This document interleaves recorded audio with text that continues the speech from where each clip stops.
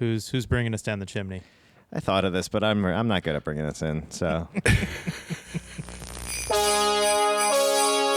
now, our feature presentation.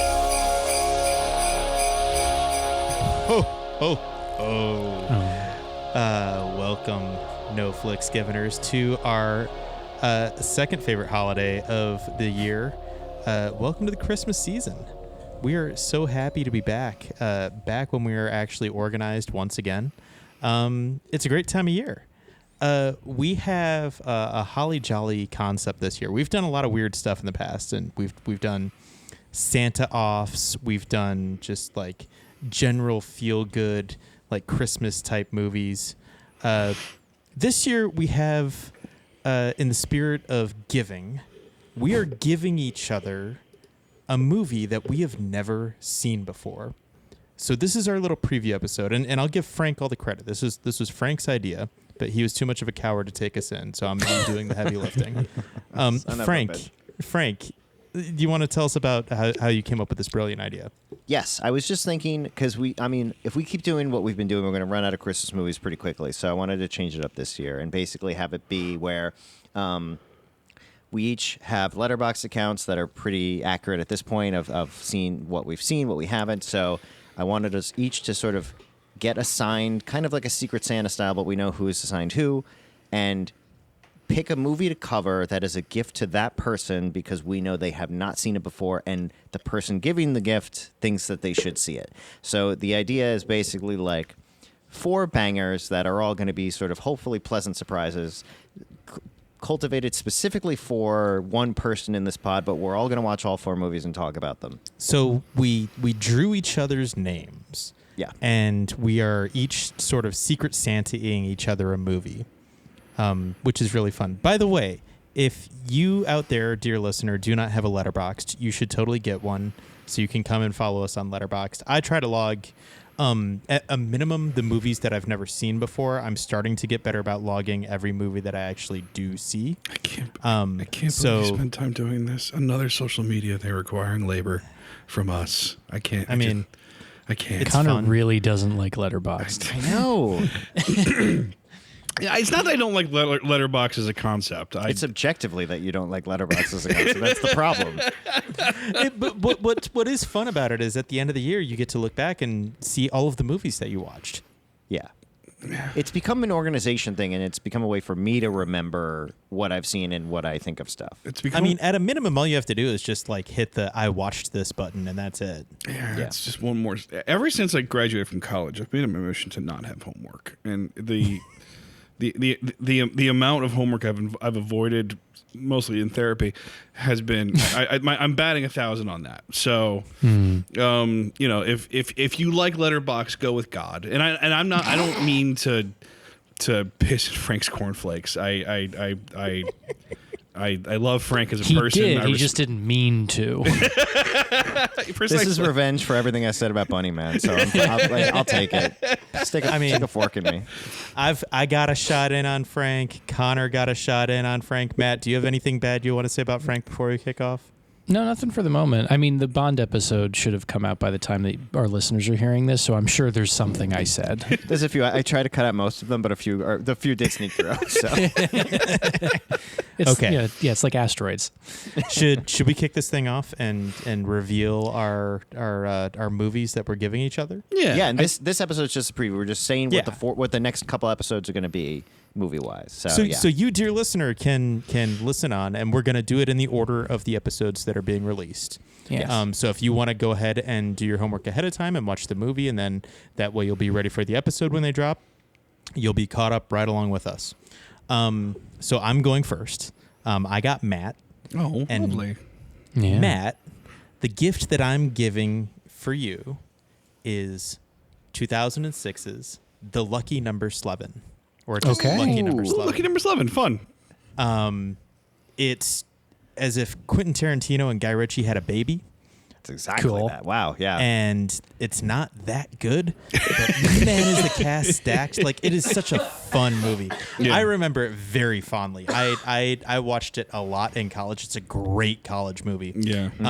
It's a great just like put it on in a dorm, and like anybody walking past will be like, "Is that Bruce Willis? Is that Lucy Liu? Morgan Freeman, Ben Kingsley, Stanley Tucci, Josh Hartnett." Like it's a stacked cast. It's very, very fun, and I hope you enjoy it. I can't Well, wait to thank talk you. to you about it. That's Yeah, gonna no, be fun. It sounds like a me movie because it's only kind of good and it's a little wonky in certain ways, which is very much in the brand for me. Okay. So Matt, who did you have? So the name I picked out of my hat was Connor. Oh. And so I had a couple of options on the table, and I considered. Sorry, go ahead. And admittedly, I did sort of preface this, but my letterboxd is a little thin relative to I think everybody else's. So just wanted to throw that out there. But of the options, they were all bangers. But I had to kind of narrow it down and figure out. To me, when you're giving a gift, sometimes I feel like the gift should remind the person you're giving it to of you, because then they always know, oh yeah, that's the thing that Matt got me. And of that crop, there was truly only one choice I could make, which is why, Connor, this Christmas I am gifting you Interstellar. Yeah. The gift of a movie, and also outing me for having not seen Interstellar yet. Yeah, Yeah. that's what I took away from this. I remember when I went and saw Interstellar for the first time, it was actually Thanksgiving, and we did Friendsgiving at a friend's house, and then immediately went to, it was like a 10 p.m. showing of Interstellar, and that was it was the weekend that it was coming out, or like the weekend after it had been released, and one of the best movie-going experiences I've ever had in my life. But I will save my full review of the Likewise. movie when we get to talk about it. Yeah. That's fun. I will just say that I think that may be my favorite Christopher Nolan movie. It's up there with It's me. up there. Yeah. That tends to be in the conversation for his top. It movies. is not for me, but I will have words. Yeah. And Matt, thank you for giving me the gift of forcing my hand and of getting up off my ass and catching up on stuff that I missed. And I probably missed it because I had to go home for Thanksgiving and just didn't have the 6.5 hours to dedicate to going to the mall and seeing a movie. So I appreciate it. I went home with my friends and I saw Interstellar, so I don't know what the excuse is anymore. Okay, Connor, who did you get? Well, I picked Frank out of a hat, and boy howdy, did I have a rich text to work with. I sorted by decades. I sorted by genres.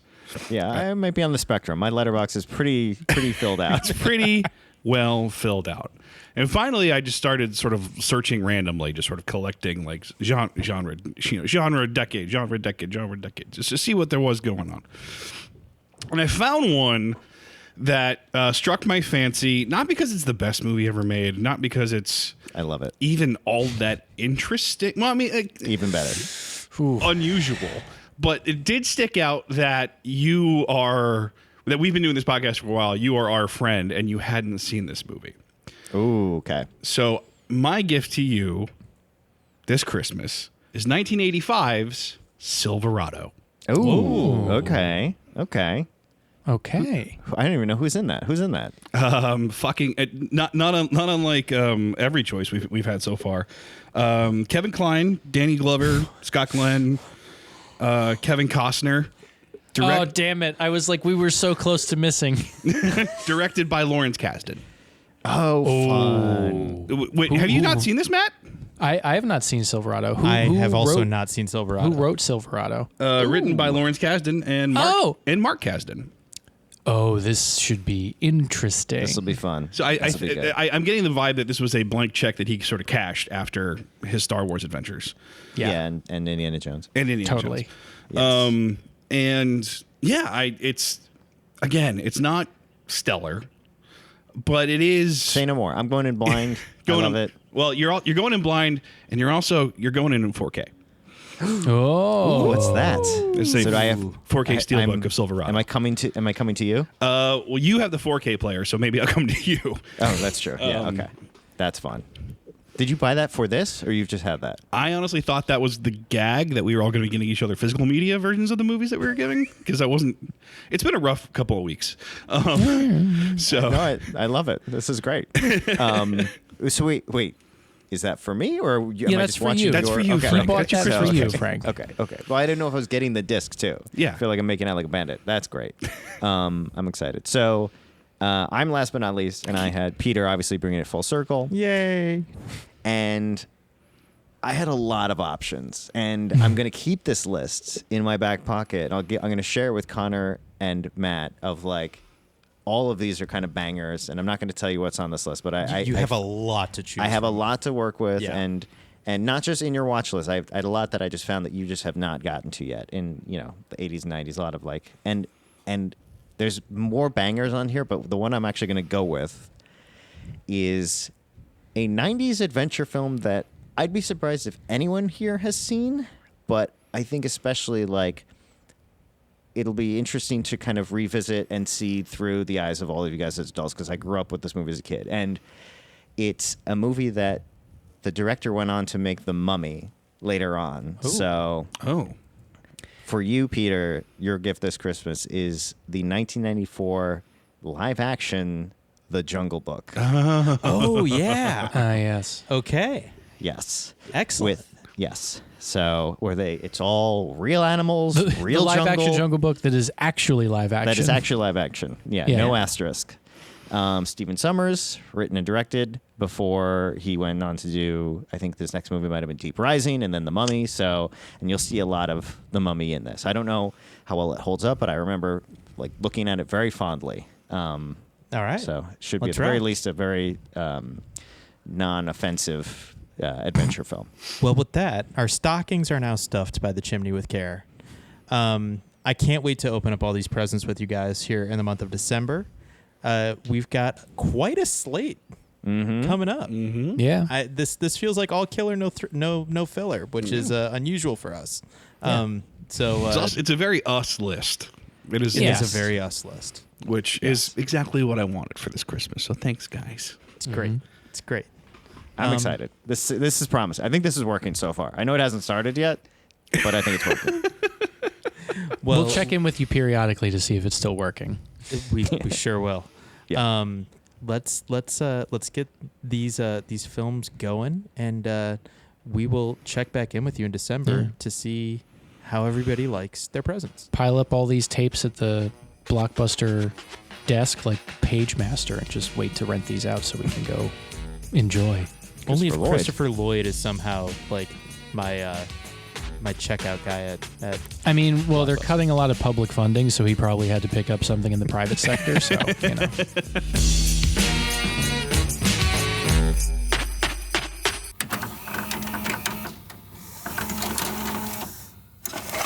Is this your first Godfathering? This is my second. Excellent. So hopefully there isn't some weird tragic accident where two separate groups of friends Not how that die. works. It's not how that works. That's what we always You are joke their about it, though. spiritual guide. Although, yeah, we always assumed that was how things worked when I was a kid too. So Well, that's actually how my parents explained it to us, is what would happen if Wait, is that not what it is? no, No, it's not by default. No, it's the the fuck is spiritual it? guide bit. you are like you're a spiritual extension of the parents. Okay. So it's nothing. Well, if you're I mean, it's if the you're a beginning Catholic of your playing by the rules, it is spiritual something. journey. You know. Oh, that's a that will take from you what into I thought it was to what it is kind of a